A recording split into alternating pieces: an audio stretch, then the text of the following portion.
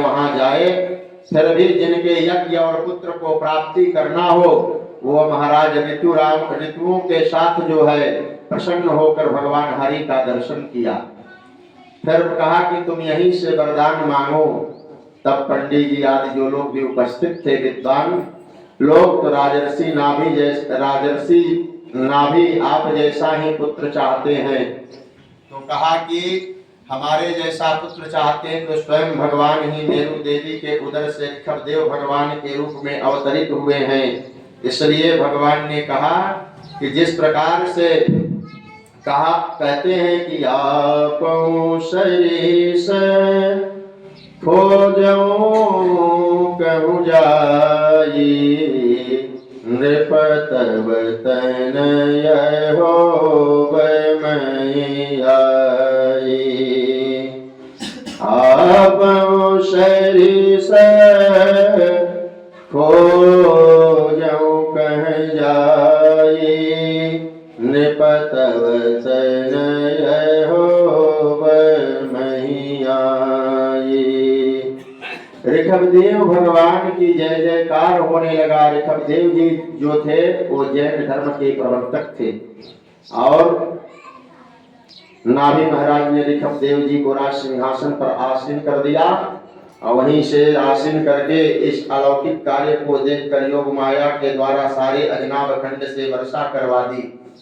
अजनाभ नाभ खंड जो है इलाव्रत आदि ऋषभदेव जी को ही सौंप कर मेरु देवी के साथ तपस्या करने के लिए चल दिए थे। नाभि महाराज का बड़ा सारा भार ऋषभदेव जी को ही सौंप दिए। ऋषभदेव जी ने अपनी जयंती नाम की कन्या का विवाह, जिससे 100 पुत्र पैदा हुए थे, वह सबसे बड़े पुत्र का नाम था भरत और वही अजनाभ खंड का नाम ही भारत वहीं से शुरू हो गया। भारत पड़ा। उनसे जो है छोटे 9 पुत्र हुए, 1 कुशाव्रत, 2 इलाव्रत, 3 मलय, 4 केतु, 5 भद्रसेनु, 6 ब्रह्मवर्त तक। इसीलिए कवियों ने भी कहा है कि हरि 3 अंतरिक्ष, 4 प्रभु, 5 पिपलायन, अग्निहोत्र आदि चमस, इनके साथ 11वें स्कंध में जाकर जो है 81 पुत्र यज्ञ करने वाले श्रोत्रिय ब्राह्मण भी वहां गए थे। ऋषभदेव जी के द्वारा पुत्रों को भी उपदेश दिया गया और वहीं पर कहा कि नायम देहो देह भाजाम नृलोके, कष्टान कामान हरते विडंग भूजा। ये संसार में यह मनुष्य देह विषयों के लिए योग नहीं करता है। इसके लिए तो शरीर तो विष्टा भोजी वाराह को भी अच्छा लगता है। हे पुत्र, विषयों का चिंतन छोड़कर भगवान के लिए तपस्या करो, अपने मन को भगवान में लगाकर मुक्त हो जाओ।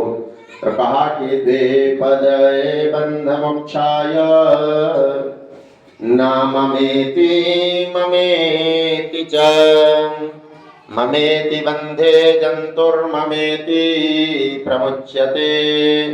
कहते कि मन के मत न चलाइए, मन के मते अनेक, जो मन को वश में करे,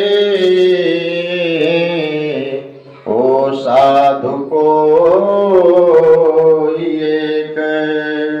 कहते हैं कि मन पंछी जब लगे उड़े, विषय वासना माही, ज्ञान बाजी की झपट में जब लगी आयुनाही। ऐसे बंधन और मोक्ष के ही पद बतलाए गए हैं। मेरा नहीं है और मेरा है, मेरा है भावना बंधन में डालती है। ऐसी भावना जो है मोक्षदायक होती है। धन संचय के विमुख मनुष्य महात्मा भी कहते हैं कि गुणा गुणेषु वर्तन्ते, आत्मा से इनका कोई संबंध नहीं है, पर परमात्मा से। हर व्यक्ति को आत्मा से परमात्मा जीव को मृत्यु से भय मुक्त करके ईश्वर से मिला देता है परमात्मा। वो कहते हैं ऋषभदेव जी महाराज, गुरुर्न स्वस्तान देवम ध्यान प्रतिष्ठ स्यान मोचय संप्रत्य मृत्युम। यदा श्रुति कहते हैं कि कृतांत पाशांत विमुक्त मनसति, यानी बिना ईश्वर आराधना के कोई भी प्राणी काल पास से विमुक्त नहीं होता है। इसलिए कहते हैं बाबा तुलसीदास जी,